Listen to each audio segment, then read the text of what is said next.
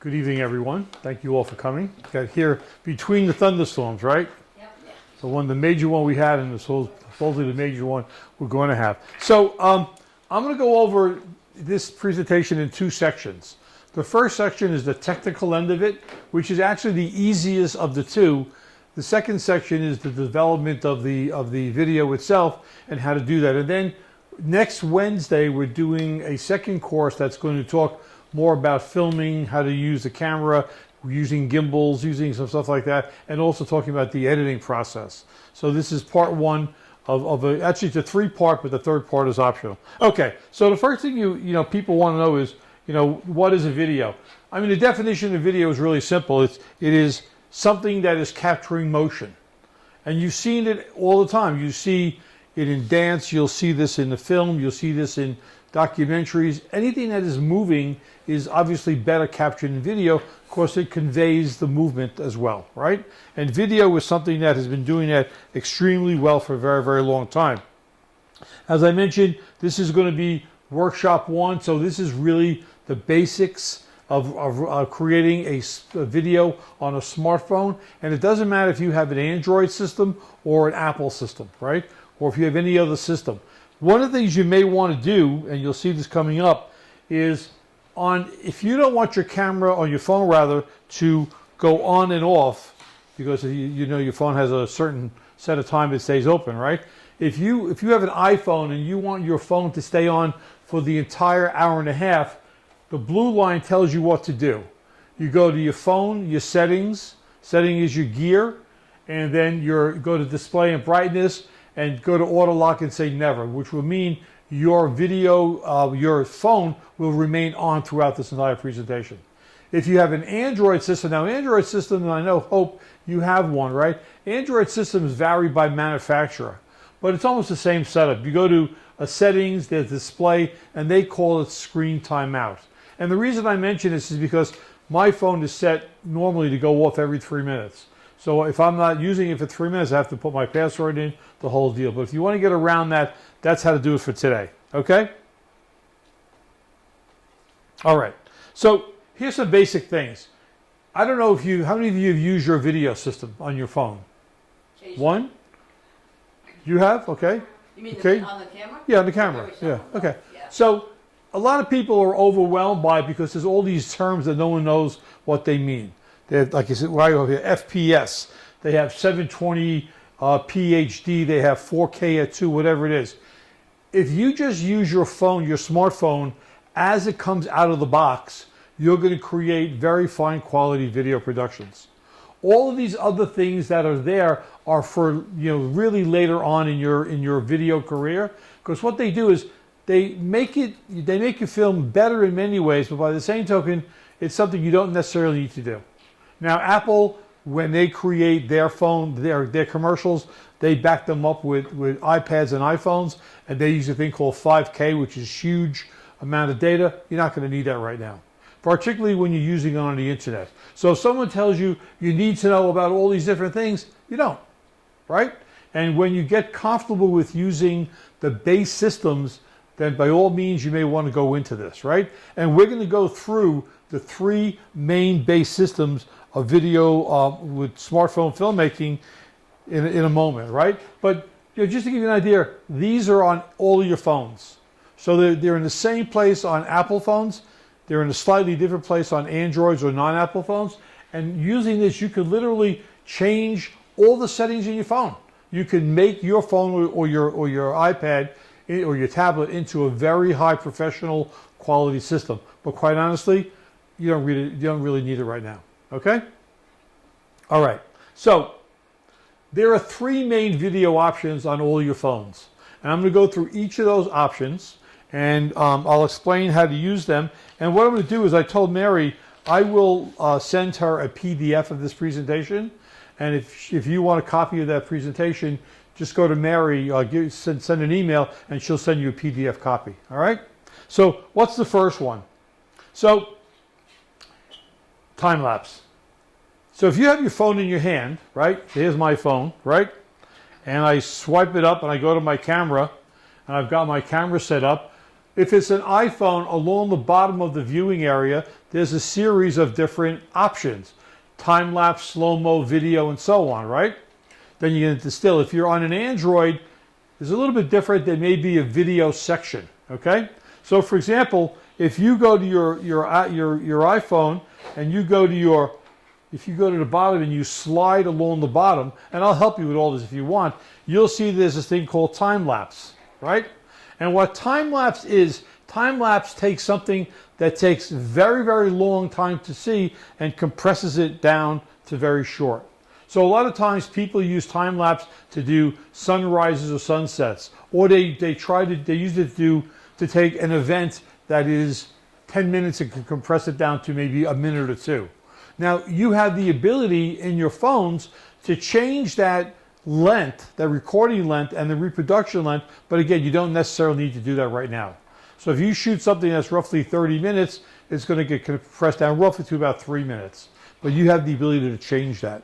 But what happens when you're doing a time-lapse video is, a time-lapse video is literally you've got a camera that is recording at a speed that is played back at a different speed and speeds things up. So for example, anyone have their phone out? Want to do this? Okay. If you got your phone out, go to time-lapse, right? Okay. Now you'll see there's a red button on the bottom, right? That's the on button, right? And if you aim it at me and you press the red button is going to turn into a square, and just follow me around. Now I'm walking at a normal speed, right? I'm not doing anything fast or anything slow. I'm just walking. Sorry? Hold the button down? No, just press it once, right?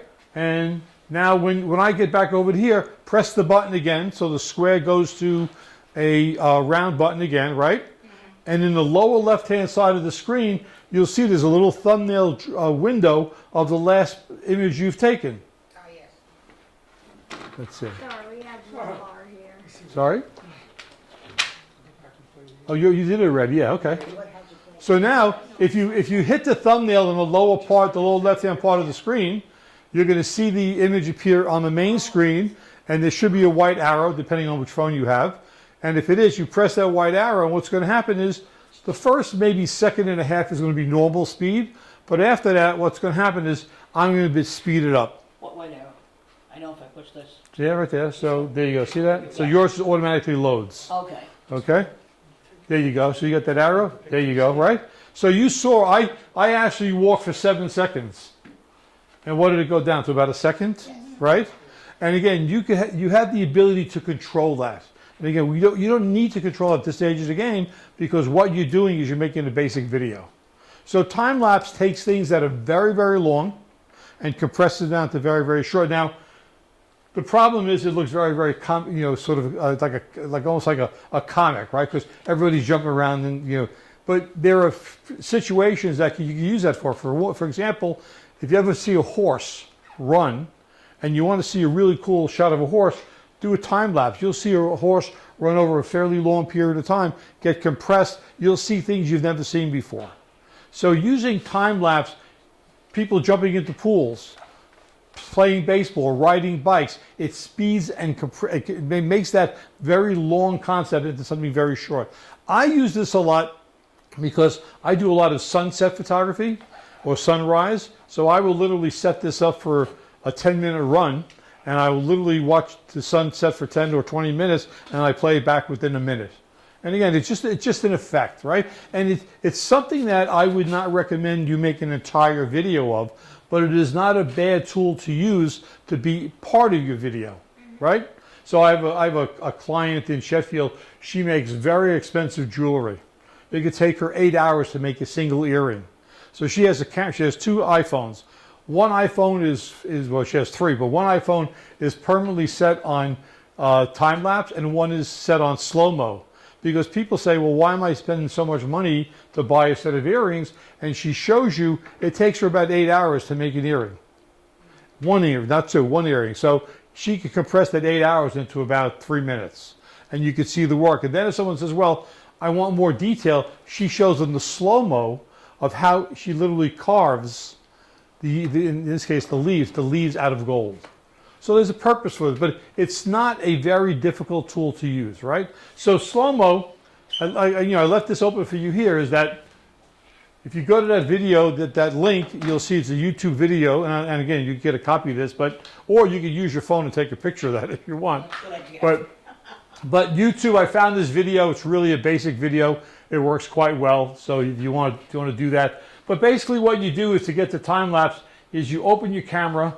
On the bottom, you slide to time lapse. Now, hope Androids may not have it in it. You've got to go to a setting called Pro Photo, and then you see a thing called Hyperlapse or Hyper Time. That's your version of time lapse, right? And then you'll notice there's an arrow. Some phones have a yellow arrow, depending on which version you have, on the upper part of the screen. Sometimes that arrow has to be either up or down, depending on the model you have to get to this mode.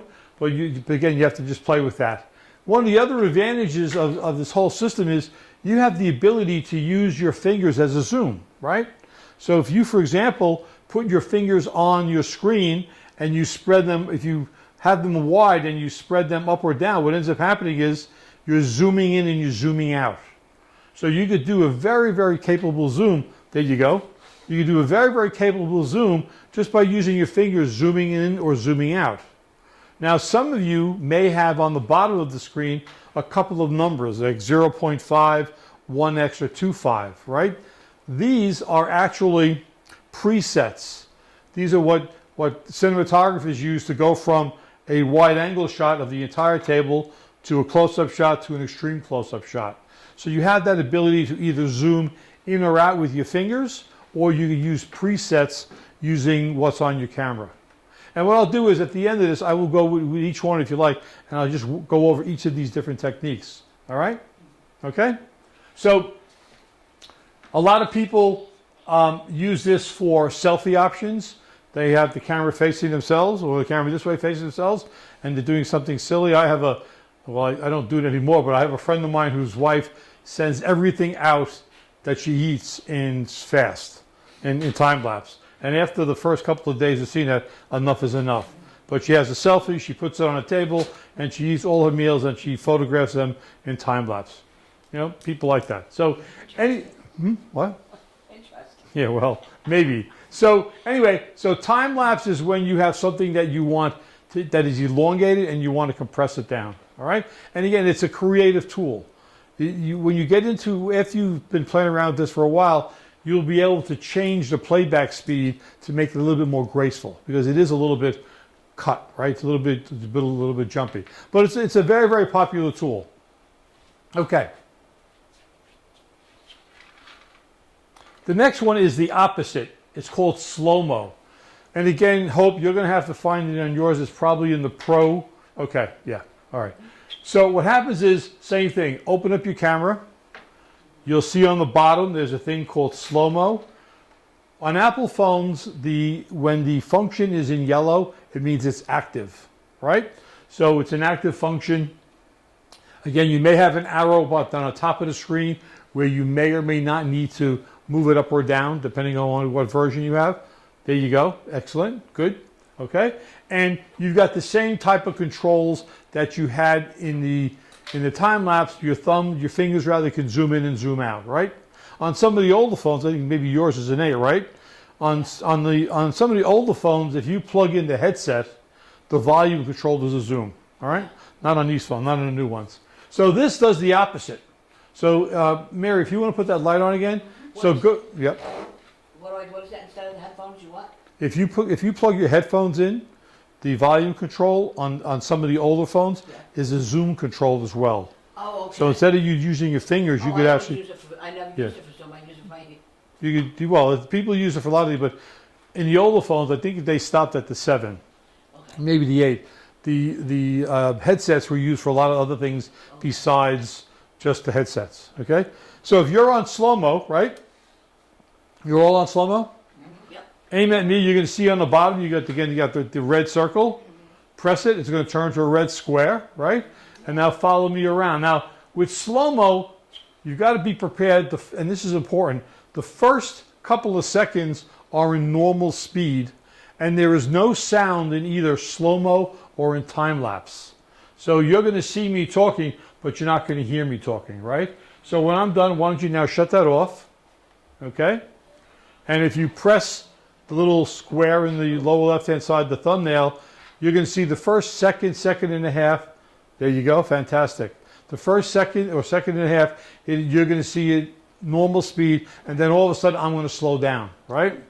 So again, it's not something to make an entire film out of, but it is a really cool technique.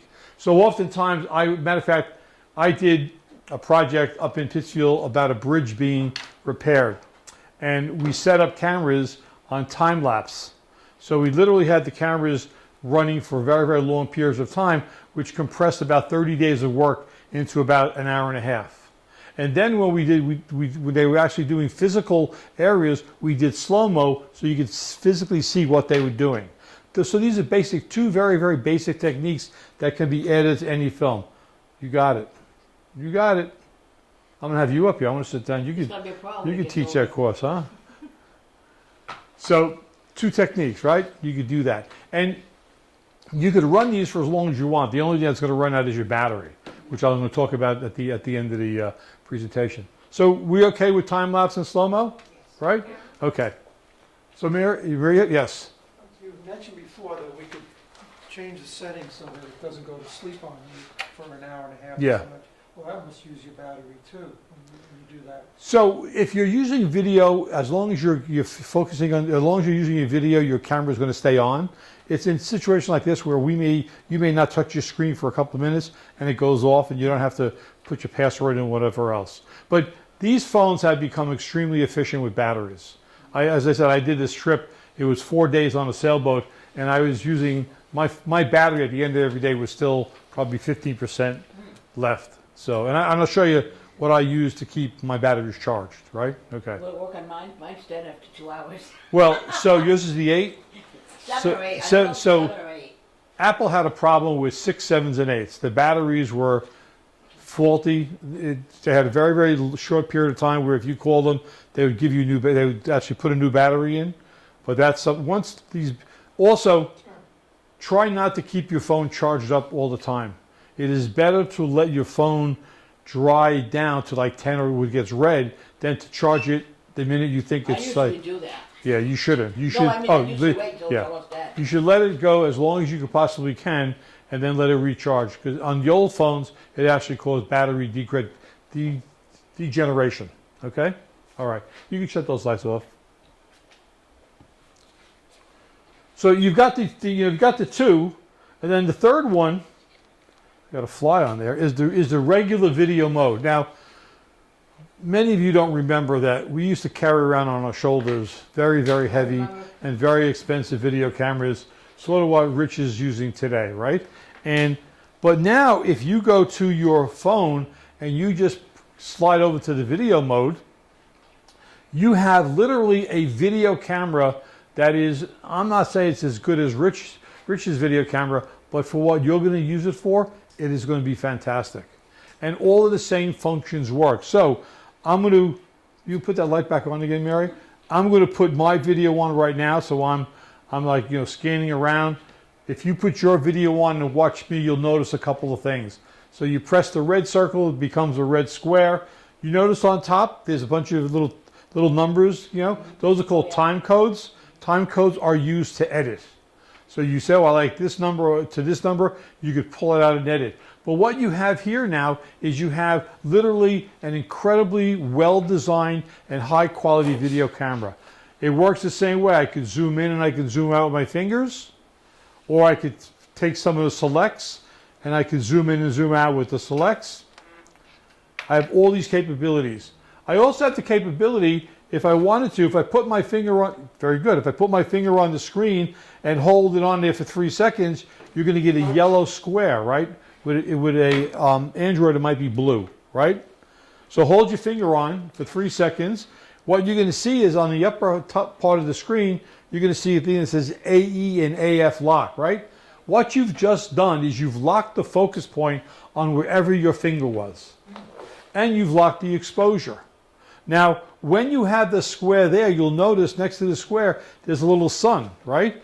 If you drag that up, it will get lighter. If you drag it down, it's going to get darker. So there's almost no way you cannot take a picture or a video because you have the full control of the exposure. And if you want to get rid of that, you just tap it and it goes away. Yes? I couldn't find that part. You couldn't find what? The video part? Well, I'm in video, but I couldn't find what I was supposed to put my finger on. Or So you're in video, so let's get you, let's see. All right, so you're record now, so we want to stop that. We want to do that. So you should, anywhere you put your finger on for 3 seconds, see that? Oh. That will give you the light and the dark, see? Oh, wow. So you can adjust while you're... You could adjust that. Yeah, everybody understand that? How do we make it go away? Just tap on the screen. So the box doesn't move, just Anywhere. it gets No, darker good, and good. lighter. Just the light. Yeah, it just, hang on, let me see here. Yeah, Yeah, mine you just, you tap, you may, well, it doesn't matter. Once that AE and AF is gone, Oh. it's irrelevant, Oh, so. gotcha. But you see what you could do. So you could literally now create a video and you could change the exposure. So if you're looking to shoot lightning later on when the thunderstorm comes back, you could drag it down to overexpose it, to underexpose it, and it will make the lightning look brighter. But it's a very, very cool creative technique.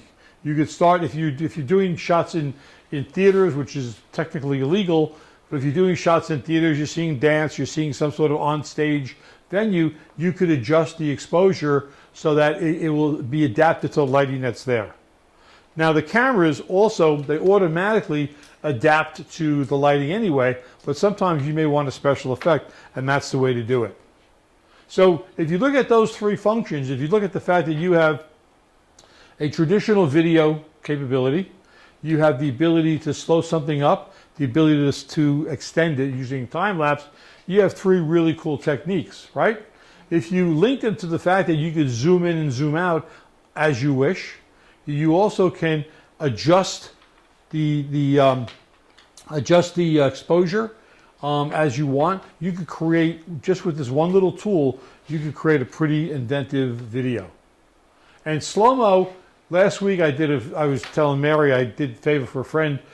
She was in Great Barrington. She was doing a thing called Connect. She was in a window, and she was trying to attract people who were passing by to participate in the dance that she was doing in the window, right? So I did some of that in SloMo. And that's really cool because in SloMo, you get to see people's expressions. Where traditional videos sort of like this, but in SloMo, we actually saw the people develop their smiles. We saw the people drop their smiles. We saw the people look in some cases like puzzled, like what's going on. So it's a very, very cool tool to use. All right? So, any questions? Okay, so let's go through those 3 once more, so you're totally familiar with what it is. Let's start with video this time. Leave it on video, right? So video, you'll see the screen. It says in the upper right-hand corner, depending on what camera you have, HD 60. That's the traditional default setting. You should leave it at that. Yours may not. Yeah, yours. Oh, 'cause Yeah, mine's old. yours may not. You may have in the upper left-hand corner a lightning stroke. If the lightning stroke doesn't have a slash through it, it means your flash is going to go on or your light is going to go on. On some of the newer phones, when you're in video, the light has to be put on. It will not go on automatically. You'll notice on the bottom of your screen to the right, you have these arrows, circly arrows that are going up or down. Yeah. That's your selfie. So if you press that, the camera is now photographing me rather than photographing you. And you'll see on the left-hand side, this little square, that's your thumbnail. That's always the last image you've taken. And all your images, the minute you take them, are put into 2 places, actually 1 place in 2 locations in your photo library. The same thing with Androids. So if you go to, and I'll put this on a little later on, but if you go to your photo library and you go to albums, you'll see there's albums and there's media. If you go to media, you'll see there's a folder that says videos. All your videos will be in that folder, but they will also be in your gallery. So this way, if you say, you know what, I think it was a video, but I don't remember, you can go to videos first and see if it's there, right? And everything that these phones record are done a couple ways. They are tracked by location. So tonight, this is in Lee. You'll be able to see if you go into the information function, it'll tell you that you shot this in Lee. It's tracked by the media type. So in this case, it's a video. And it not only tracks it by media type, it tracks it by SloMo, time-lapse, or video. So all the videos don't go into one folder. They go into specific media-based folders. So if you thought you might have done it in video, and it's not, but you think you did it in something else, it may have been done in time-lapse or may have been done in slow motion. You gonna show us that later? Where they go? Yeah, yep. Okay. I'm gonna show you that. Yep. Okay. I have to plug my phone into the screen to do that. All right. So again, with all of these three functions, thumbs, fingers, zooming in and zooming out on all the phones. It could be the volume control. You don't need to change any of the formats. You have no restrictions on how you want to hold the camera. So for example, right now I'm photographing in the portrait mode, right? I could switch over to the landscape mode, right? Now that's a little bit weird because when you look at it later on, you'll say, what did I do that for? But it's a technique. I mean, if you want to do something really cool, you spin the phone a couple of times like that and you get people dizzy. But it's a very, very cool technique. Now, what's going to happen with mine is this is going to get in the way. But so you have this capability. And then once this is done, as I said, it automatically gets stored into your photos or into your gallery for you to play with it and to use it later on. All right? Sound good? That's the easy part, right? And I say that's the easy part because technologically, Apple and Samsung and Galaxy, all these different companies made the video technical end of it very, very basic. They took all the complexities out of hard-to-handle zooms, things on your shoulder, bright lights burning your hair. They made it very, very basic, right? So, Mary, if you could shut that off, it's great. So this is what I mentioned about thumbnails. That's on the bottom end of the screen, and that will provide you with the ability to view your video. It always saves the last element. Now, there's a basic number or pieces of equipment that you're going to probably need. Of course, you're going to need a smartphone, right? You may want to have a tripod, right? So this is a tripod. This is a very lightweight tripod. This phone, I don't know how much this phone weighs, but I don't need one of my heavy-duty tripods. This is really, really simple to use. You have all different types of tripods. They have tripods that are short tripods like this, and they have adjustable tripods like that. What you want to make sure of when you get a tripod is to make sure you have a universal head. So what ends up happening is, you can see, I can move this around any way I want. So on Rich's system, he's able to follow me around by just pushing the control over. He can go up or down.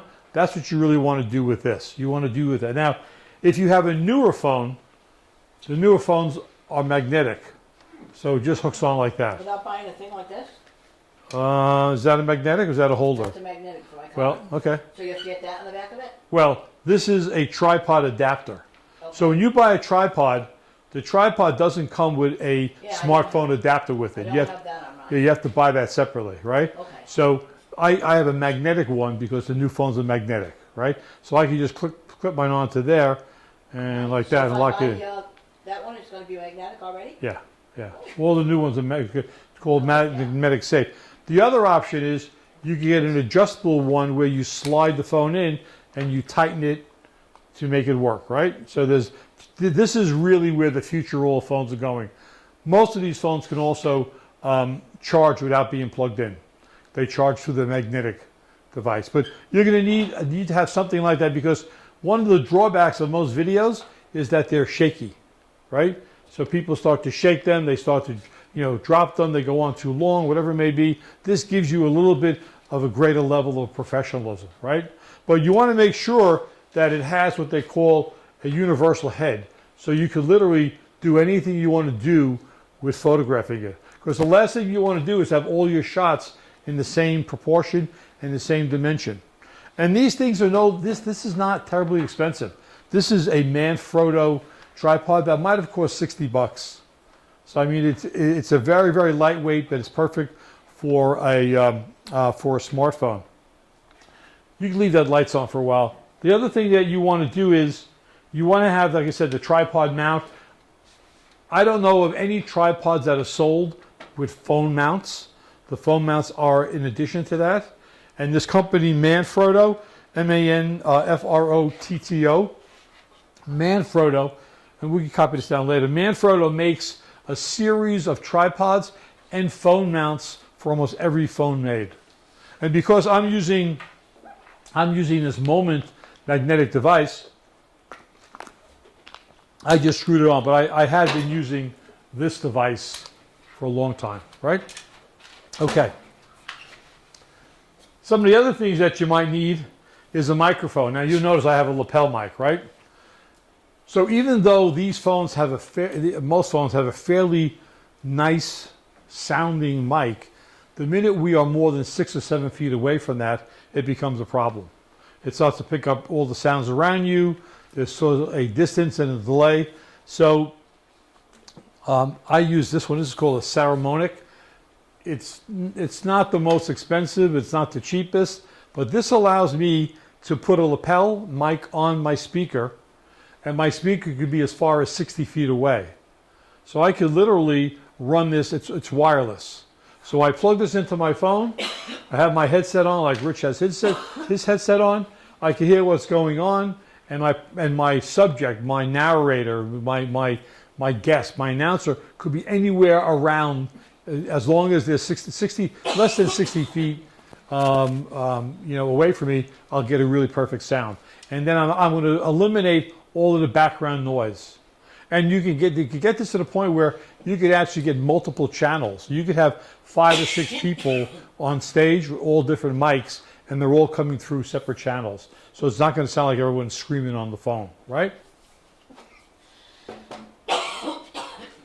It's just allergies. I don't have anything bad. Now, you may or may not want to get one of these. I think these are the coolest devices around. These are called mini lights. And what they do is Mini or mini? mini, M-I-N-I, mini lights. And what they do is they are lights that screw on the top of your phone, and they literally provide a video light for a person's face. Oh, wow. Right? Now, I have my video on. What's also nice about these lights is that they have intensity, so I could change it from ultra bright to ultra low, and I also could change the color of the light. So if I wanted, for example, if I was outside and I wanted just to get a fill light on someone's face, I could change this to the daylight setting. But in here, because of the fluorescence, I could actually match the setting of the lights. So these have become very inexpensive. There are dozens of brands that you could purchase, but they are something that I think if you're going to get involved in this and you're going to be serious about it, it's something to have in your back pocket. They last for about 2.5 hours as well. They charge them fairly quickly. What are the price of? I see these as cheap as $30. Okay. All right. This is Sandmark. Sandmarks, I think, are $90. There's this thing called I think it's called the Lube Cube or the Lume Cube. It's a little bit more money, but it's a much brighter light. During pandemic, I was doing online training, 2 or 3 times a week, and I have a circular light that the camera sits in the middle of it, and it lights around my face. There's a variety of ones you can use. But they're nice to have, because if you're in a situation where, like today, if we were walking outside, this would just give enough light to have that person's face to be very visible. Okay? Christmas list. Christmas list indeed. Questions? So I offer this as well, and you'll get this if you want to write this down. I'm certainly not done with the presentation.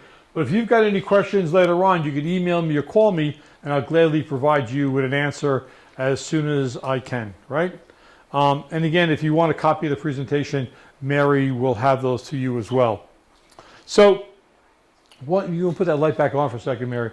So one of the things that I've learned, because I've had really, really bad lessons of this, is I carry a solar charger around with me. So this is a $69 device, which is a wonderful tool. What it does, it charges up in the sun, and it charges my phones, or literally almost anything. I've never run dry. I did a canoe trip in March down the Susquehanna River, and this kept my phone charged for the 5 days of the canoe trip. Because when it's not charged, when I'm not using it, I'm literally charging it I'm charging it. Let's see, is it going to come on? Yeah, so you can see those little lights up in So the you don't corner. have to wait till your phone's completely dead to use that. No, what I would do is, I carry this because I want to have a spare battery. I'm being paid to do a project. I can't run out of, Yeah. and it also has a flashlight that keeps on coming on. There you go. I can't run out of charge in the middle of a project, right? So this is the tool I found. And it's there are a variety of others, but this is a great little tool to have. It also has multiple ports, so it could charge not only a phone, but it can charge almost anything that has a USB, a Type-C, or the older ones, or it has a traditional phone charger. It's a very, very cool device to have. Again, for me, batteries tend to run out a lot faster than I ever expected them to. This provides me with the ability to use it and not worry about the concept of running out of charge. And it has a hook that hooks onto my belt. All right? Okay. So now I'm going to tell you, I lied to you before. I told you about this, the easy part. This is the hard part. You want to shut the light off, Mary? So I was telling Mary that one of the things I used to do is I used to judge video and photographic contests for college students in New York City, right? And one of the things that was an issue was people would make videos, but they would go on and on and on. So for me, the project that Mary mentioned, I think a 3-minute video is as long as you need to make a video. But people, when they start picking up a video camera, they start to shoot everything. And next thing you know, your 3-minute video is 9 minutes, and your 9-minute video is 20 minutes, and next thing you know, you got a full end motion picture. Yes? When you make a video, if you want to email it to someone, I know there's a certain length that won't go beyond that, you have to do something different. And also, they always ask you, I know with pictures, do you want small, medium, large, what? So what do you suggest we set it on, and how long would the video go if you wanted to email it? That's maximum. So the way your cameras, your smartphones are set up, they are set up to transfer videos relatively quickly over most internets. So videos, because they are massive files. So look at it this way. A video is a series of pictures, still pictures, right? A still picture on most of your phones is roughly 3 to 4 megabytes. A video might be 30 of those frames, which means it's 30 times, maybe 30 times 5 megabytes. So now it's 150 megabytes, which is it's going to be a longer time. So there are a couple things you can do. Number one, you can change it in the format section. You can lower the resolution, which will make it go faster. But depending upon where you're sending it, if you upload a video to Facebook, it automatically degrades the video so it could go online easier, right? But one of the other ways around it is if you're going to be outside, go to McDonald's or go to a Burger King, go to any of these fast food places. They usually have free Wi-Fi, and you could download almost anything for them, right? Through their network. Yeah, no, I was talking about when I make a video, Mm-hmm. if it's too long, or it's too big a file, I try to email it and it fails because it's too large. Right. So I've always thought that maybe even a 3-minute video might be too long. It won't, at what point? I mean, it could be too long, so there are other ways you could do that. There are a thing called drop boxes, like DropSend. Right. DropSend allows you to send up to megabytes, up to gigabytes of information. So if So I don't want to get exotic, I just Right. want to do a video and I want to be sure I'll be able to email keep it under a minute. under a minute. Under a minute. And under Yeah. the small, medium, large, well, I usually set it at medium just because. So if you know that the video is only going to be used on the internet, then medium is fine. Even small would work. If you're going to use the video to make a presentation, or you want to use it for another purpose, you may want to consider the large, or they may have one that says actual size, right? So I've never seen that with videos. I've seen that only with still pictures, right? But most of these cameras are set up to allow you to send a minute video with no problems. Yeah, yeah.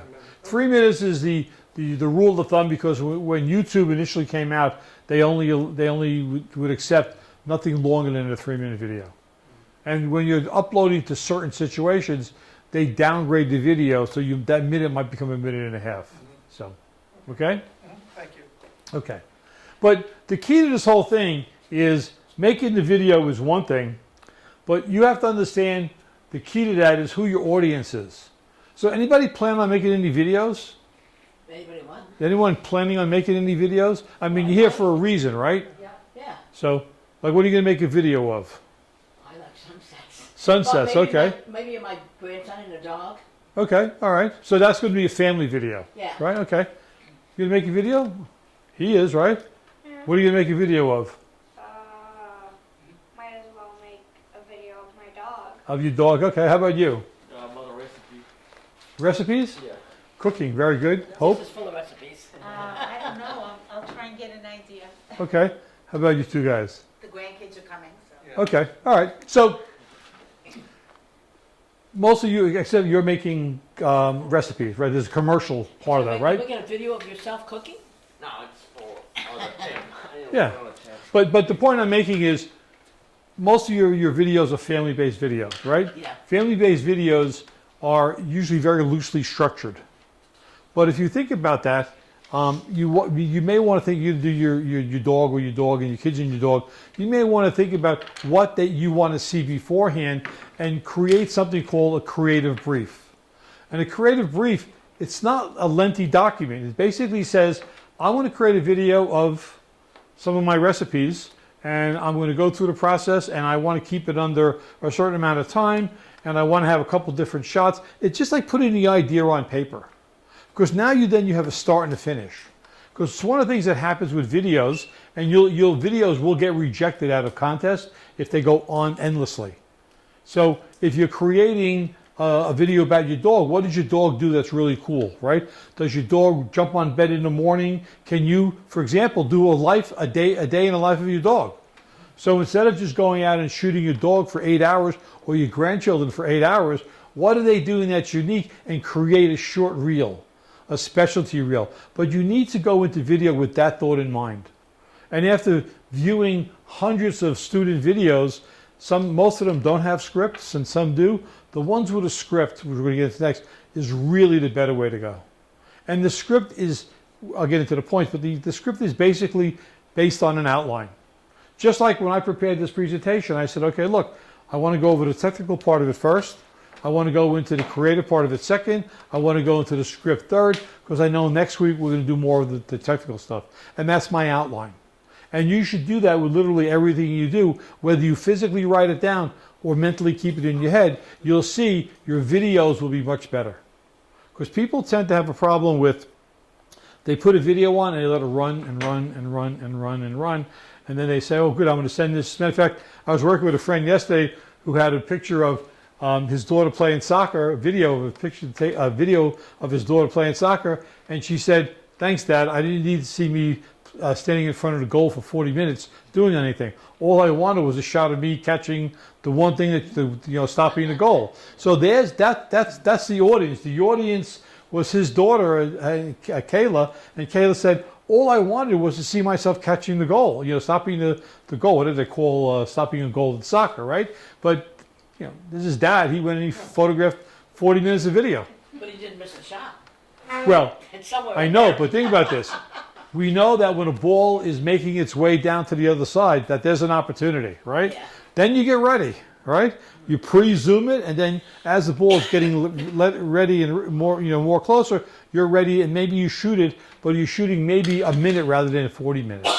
So that's the idea of the audience, right? So if you do this with everything that you create, you're going to have a whole lot happier people who are viewing it, right? So audience is critical. Again, I don't know if any of you are going to use this for business, but if you use it for business, you need to understand the demographics of who your people are.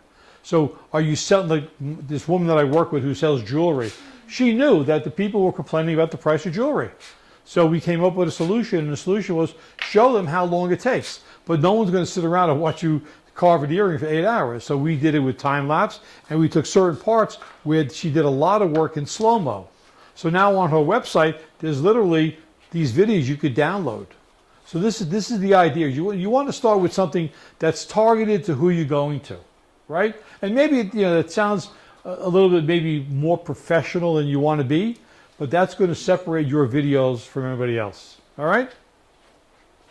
So audience is really, really critical. As I mentioned, a creative brief is really just a thought process. Here's what I want to do. Here's how long it should be. Here's some of the shots I want to get. So, for example, when Rich came in here, Rich said, am I going to need do you want a microphone? I said, well, I talk really loud. He said, but are you going to be walking around? I says, yeah. So I have a mic. That's a preparation, because perhaps if I didn't have this mic when I went over there to talk to you before, he would have lost my voice, right? But at least he knew. That was part of his creative brief. And he asked in here, where's the best place for him to set up? I said, well, I'm going to be working here. The screen's going to be there. People are going to be in front of us. Maybe that's a good place, right? That's part of the creative brief. Right? I didn't write it down, but I knew that's going to be the position, right? Okay. Media. Now you were talking about uploading stuff, right? I have seen people take hours and hours of video and try to upload them to a friend, upload them to Facebook, and they get this thing not accepted, whatever it may be. Google doesn't, certain Google accounts will not accept more than a certain size video, right? So you got to remember the video that the media you're going to use. Are you going to Facebook? Facebook restricts you to how long a video can be, but Facebook also compresses videos for you. So if you upload a picture to Facebook, it's degraded the picture to make it work with its system, right? Instagram has IGTV. So if you upload a video to Instagram, it's going to automatically bring you to the TV app, which is going to allow you to create a longer video with sound and effects if you want, right? Where some other locations will not. So media is important. So where your media, where your audience is going, that's an important thing to think about. Also, how are they going to view it? If they're going to view it on a smartphone and you're doing these incredibly broad shots and you got like, oh, there's a person walking over there that's this big, that's not going to work either, right? So you got to think about these things, whether it's for a personal shot or a business shot. You really want to think the process through a little bit. So the kind of media you're going to, the medium of the media, is actually very important. They always say that content is king, but context is queen. So for example, if you're sending recipes, right? If you're sending, recipes of steaks to people who are vegetarians, it might be interesting, but there's no interest there, right? So you got to remember as well what you're doing and what those people who are going to see it, what do you want them to get out of it? It's a very, very important part of it. So, simple as it is, a script. And again, I don't want you to have to go out and write, buy a book, script writers of Hollywood or anything like that. But remember, every video has a beginning, every video has a middle, and every video has an end. And if you think about that, I'm going to do a 3-minute video and my introduction is going to be 30 seconds. And my main part is going to be 1.5 minutes. And my ending is going to be 30 seconds. Well, I just created a very short video, but I set parameters up for what I'm doing. And as strange as it may seem, I don't want to do that. It's a very good practice to get into. Every motion picture, you all watch movies, right? Every movie has an opening, right? The beginning. There's some sort of hook that they use. And then someplace in the middle, usually in the first part of the middle, they provide an answer to that hook. But then they set another hook, right? So you continue to watch the movie. If you want to create a video that's going to be exciting, whatever it may be about, consider having a beginning, a middle, and an end. And it doesn't have to be as formal as that, but it should be. It should be some way structured. For making recipes, you want to say, at the beginning, here's all the ingredients I need. Here's the process of it, and here's the end result, right? For grandchildren, here's my grandchildren. Here's what we're doing today, and here's what they look like when they're tired at the end of the day. I mean, it could be as simple as that, right? Stupid question. What? How do you stop it? If somebody says submit a 30-second video, or 30 minutes, 3 minutes, 3 minutes. then how do you time that? Well, Just know again, you set we're it. going to do that next week. It's Okay. editing. I was thinking So- maybe that. Very few, first of all, no movies and no videos are ever done unedited. So, like for example, the beginning is usually a separate file. The middle may be 3 or 4 files, and the ending may be a couple of files. It's rare that it's going to be a straightforward shot. This lecture is straightforward because it's one continuous story. But you're not going to be able to shoot that. So, for example, you got a pool at your house, your grandkids are come in, jumping in a pool is only part of their day. So you can't leave the video on all day, but you know that that's what you want to do. Maybe that's the slow-mo part of it, right? Or maybe that's the fast part of it. I don't know what you want to do. But that's the way it works. So you have to edit that in. You have to do that later on. And editing is not the most complex thing, but it is a fairly systematic process. We're going to get into that next Wednesday. All right? Okay. And the ending of it is, it's the sign-off. You want to let somebody know it's done. I mean, when I was a kid, one of my dad's friends used to bring these slide trays with their trips. And you hear the slide tray go click, click, click, click, click, click, and you say, great, you heard the last click, but then you heard the other slide go on. And you say, well, I'm here for another hour, and another hour, right? Endings, video should have an end.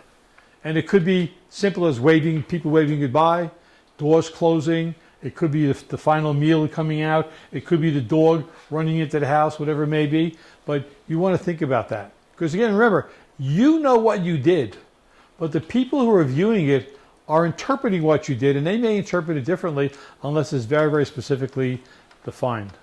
Okay?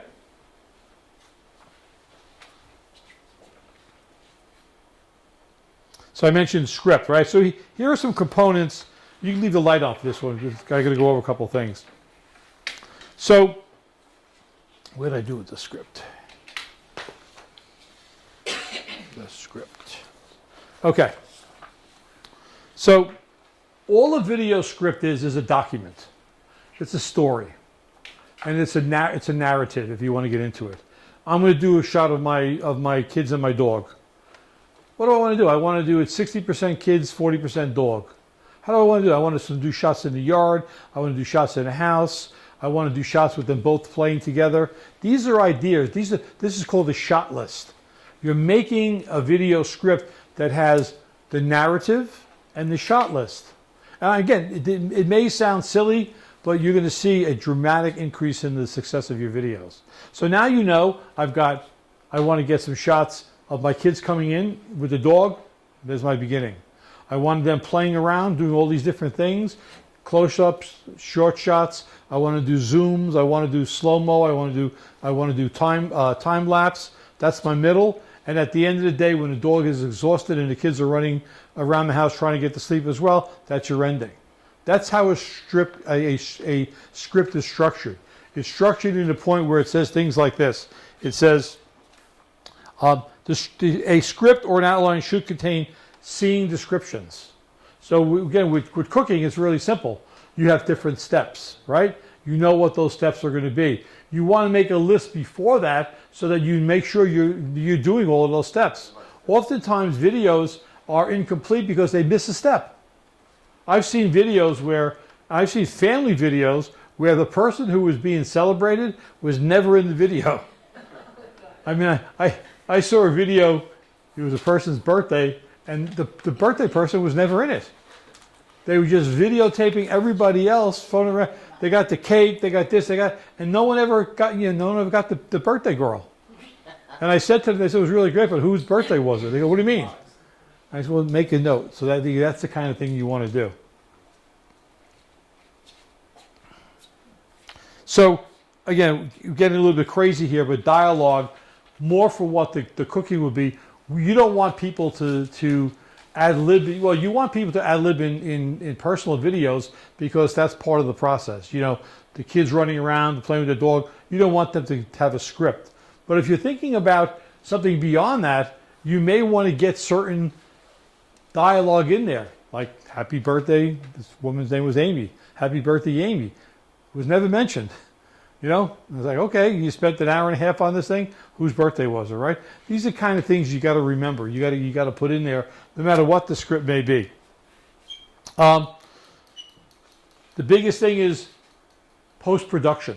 We're going to go over next week. Post-production is the tough part of this whole business because you've got to put all these different videos you put them together into some sort of fashion that you're going to track it. And there's a couple of ways of doing that. Like we're going to go over that next week. So if it's a business video, what you want to do is you want to do a thing called call to action. So again, there's only one person. What's your name? David. David? Yeah. So David, you have a business, right? You recipes. My uncle has. Your uncle has, okay. So at the end of the video, if you just showed the recipes, so what? At the end of the video, if you said, oh, if you want some help, you want me to cook, or maybe he hires himself as a cook, that's the call to action. So my call to action was, if you need help, call me, right? And again, with personal videos, that's not necessarily going to happen, right? Okay. Any questions? You know, I always feel like I'm moving too fast, but like I said, you've got questions, you could email me at my email address, or you could, my phone number